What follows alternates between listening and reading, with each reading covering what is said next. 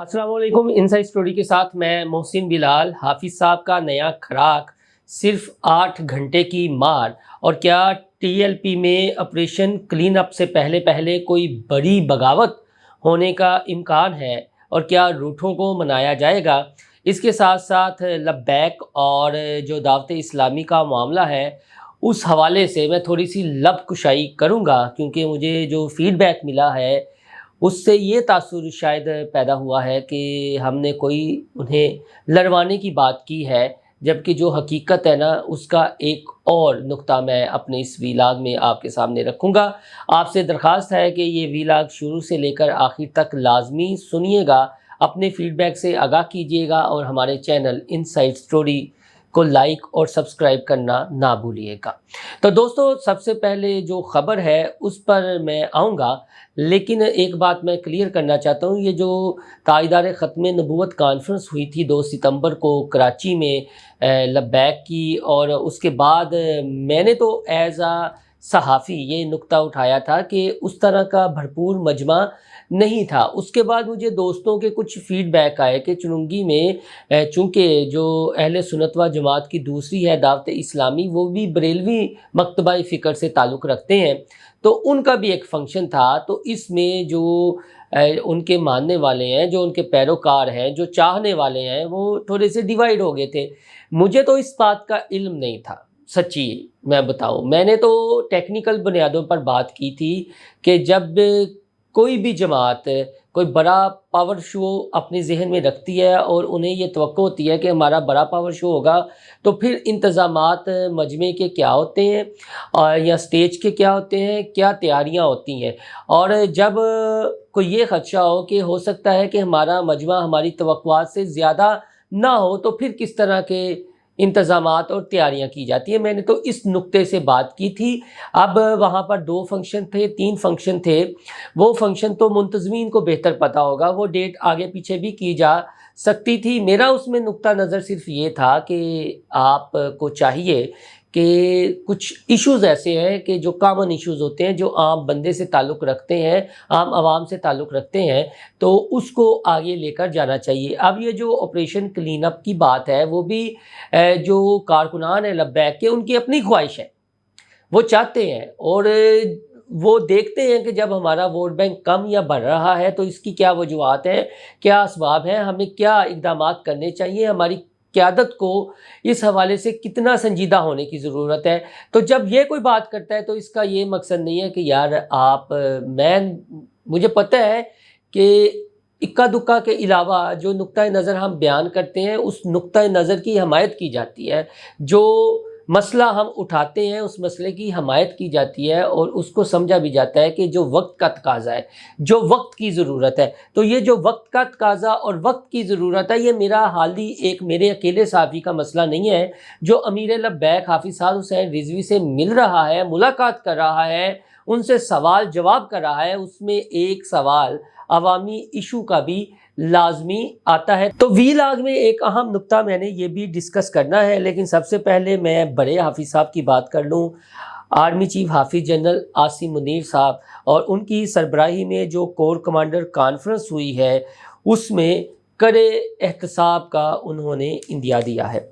और उनका ये कहना है, जो कोर कमांडर कॉन्फ्रेंस के शुरका थे, मुश्तरका तौर पर ये जो प्रेस रिलीज़ जारी हुई है। बाकी तो जो कुछ हो रहा है बलूचिस्तान में, केपीके में, अदारों के अंदर, अदारों के बाहर, जिस तरह के सियासी हालात बने हुए हैं और जो इंतशार फैलाने की कोशिश की जा रही है, जो कश्मीर की सूरत हाल है, जो वहाँ पर नस्ल कुशी की जा रही है, बर्बरियत की इंतहा की जा रही है, वो तो ठीक है मामला। लेकिन कोर कमांडर कॉन्फ्रेंस का जो अहम नुक्ता है वो ये है जी कि फ़ौज में मौजूद करे एहतसाबी निज़ाम पर अमल दरामद अदारे के इस्तेहकाम के लिए लाजिम है, और कोई भी फ़र्द एहतसाब के अमल से बालातर और मुस्तस्ना नहीं हो सकता। पाक फ़ौज गैर मुतज़ल्ज़ल अज़्म से मजबूत करे एहतसाब से अपनी इक़दार की पासदारी करती है। एहतसाब में किसी किस्म की जानबदारी इस्तिस्ना की गुंजाइश नहीं होती। कोई भी फ़र्द इस अमल से बालातर और मुस्तस्ना नहीं हो सकता। آرمی چیف عاصم منیر نے مضبوط اور موثر قانونی نظام کی اہمیت کو اجاگر کیا اور کہا کہ پاک فوج دہشت گردوں، انتشار پسندوں، جرائم پیشہ مافیاز کے خلاف قانونی کارروائی میں تعاون کرتی رہے گی۔ پاک فوج حکومت، انتظامیہ، قانون نافذ کرنے والے اداروں کو جمع تعاون فراہم کرتی رہے گی، اور اس کے ساتھ ان کا یہ کہنا تھا کہ فوج منظم ادارہ ہے، اس کے ہر فرد کی پیشہ ورانہ مہارت، وفاداری صرف ریاست اور افواج پاکستان کے ساتھ ہے۔ تو جو لوگ اس سے یہ ازیوم کر رہے ہیں، تجزیہ کار،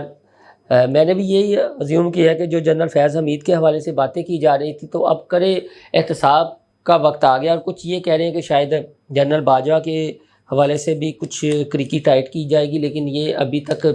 پری میچور کی نیوز ہے۔ جب اس بارے میں مزید ڈیٹیل کوئی سامنے آئے گی تو آپ کے ساتھ شیئر کریں گے۔ اب آتے ہیں جی کہ لبیک ایک بڑے متحرک رہنما ہیں بلکہ عثمان مانگر صاحب، ایڈوکیٹ بریسٹر عثمان مانگر صاحب، ان کے کچھ تحفظات چل رہے تھے، ان کا تعلق حافظ آباد سے سب۔ انہوں نے ایک پریس کانفرنس کرنی تھی، بھرپور پریس کانفرنس کی ان کی تیاری تھی، جو نکات تھے وہ ہم نے بھی پڑھے ہیں، اس میں ایسی کوئی بات نہیں تھی کہ جو اپنی پارٹی قیادت یا حافظ صاحب حسین رضوی صاحب کے حوالے سے کوئی بات ہو، بلکہ اس میں جو ضلع کے معاملات تھے اور جو چیزیں تھیں وہ ڈسکس کرنا تھی۔ لیکن اس کے بعد جو فیڈ بیک آیا ہے، ہم ڈیجیٹل میڈیا پر دیکھ رہے ہیں، وہ یہی ہے کہ جو وابستہ ہے نا نوجوان، وہ چاہتے ہیں آپریشن کلین اپ ہو، بڑی سرجری ہو، اور دیکھا جائے کہ کہاں کہاں نقب زنی لگانے کی کوشش کی جاتی ہے، کہاں کہاں گھس بیٹھی ہیں، اور کون جماعت کا وفادار ہے اور کون ایسا ہے جو مشکل وقت میں چھوڑ جاتا ہے۔ تو اس معاملے کو سنجیدگی سے لینے کی، سمجھنے کی اور اس پر عمل کرنے کی ضرورت ہے، اور 7 ستمبر کے بعد اگر یہ کچھ نہ ہوا تو امکان یہ ہے کہ جو کچھ یوتھ وابستہ ہے وہ اس نظریے کے ساتھ تو وہ بستہ رہے گی، لیکن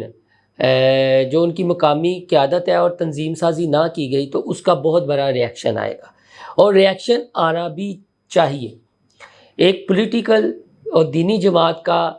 کارکن اگر باشعور ہوگا تو وہ سوال ضرور اٹھائے گا جہاں پر کچھ غلط ہو رہا ہے، اور جو ان کی مقامی قیادت کرتی ہے یا تنظیم سازی پر فوکس نہیں ہے یا دوسرے دیگر مسائل ہیں اس پر ان کی توجہ نہیں ہے، تو سوالات، اور یہ خوشائند بات ہے،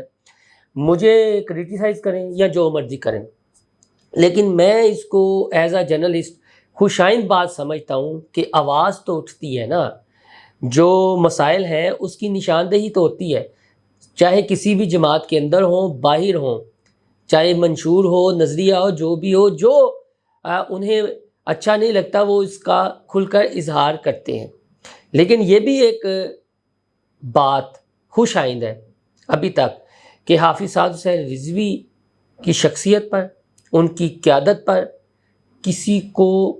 کسی قسم کا اعتراض نہیں ہے، اعتماد ہے، بھرپور اعتماد ہے، اور وہ امید رکھتے ہیں کہ حافظ صاحب جو ہے ان کی بات کو سنیں گے، اور جو تحفظات ہیں اور جہاں جہاں مسائل ہیں ان کی نشاندہی کرتے ہوئے اور اس کا ادراک کرتے ہوئے ازالہ بھی کریں گے، کیونکہ بہرحال آگے ایک بہت بڑی عوامی موومنٹ بھی شروع ہونی ہے۔ تو جو میں نے کہا تھا نا کہ حافظ صاحب کا بڑا کھراک، وہ یہ تھا کہ حافظ صاحب حسین رضوی نے جب یہ حالیہ کراچی میں دورہ کیا ہے تو ایک ہمارے صحافی دوست کو انہوں نے انٹرویو دیا ہے، تو وہ ہمارے جو صحافی دوست ہیں انہوں نے عوامی ایشوز پر بھی ہی سوال کیے ہیں کہ عوام کے لیے کب آپ نکلیں گے۔ تو حافظ صاحب کا کہنا ہے کہ اگر عوام تہیہ کر لیں تو یہ جو اشرافیہ ہے، یہ جو حکمران ہے، یہ 8 گھنٹے کی مار نہیں ہے۔ بالکل انہوں نے درست کہا ہے جی کہ اگر عوام تہیہ کر لیں، ارادہ کر لیں، انہیں اپنے بنیادی مسائل کا ادراک ہو، تو پھر کچھ بھی کرنا ناممکن نہیں رہ جاتا، بلکہ عوام کے مسائل حل ہو سکتے ہیں۔ لیکن وہ ساتھ میں یہ بھی گلہ کرتے ہیں جی کہ عوام چاہتے نہیں ہیں۔ عوام بالکل چاہتے ہیں۔ دیکھیں، ضروری نہیں ہے کہ آپ کو ووٹ کم پڑے ہیں یا زیادہ پڑے ہیں، بنیادی مسائل تو سب کے ہیں، اور جو بھی اسے لیڈ کرے گا اس کے ساتھ عوام ہوں گے. کسی کی کیپیسٹی یہ ہے کہ آپ کے ساتھ دھرنے میں بیٹھ جائیں گے، کسی کی کیپیسٹی یہ ہے کہ آپ کوئی ریلی یا احتجاج کریں گے تو اس میں شرکت کر لیں گے، کسی کی کیپیسٹی ہم جیسوں کی جو صحافیوں کی ہے، کسی کی یہ ہے کہ وہاں پر موجود ہوتے ہیں، کسی کی یہ ہے کہ چلیں کوئی ویلا کر دیا، کوئی ایشو دیکھا وہ اٹھا دیا، کوئی چیز اچھی لگی وہ اپلوڈ کر دی، وہ ڈسکس کر دی. تو ہر کسی نے حصہ با مطابق جسہ اس میں ڈالنا ہے. تو لہٰذا میری تو عاجزانہ سی گزارش یہ ہے، یہ عاجزانہ گزارش میری نہیں ہے بطور صحافی، بلکہ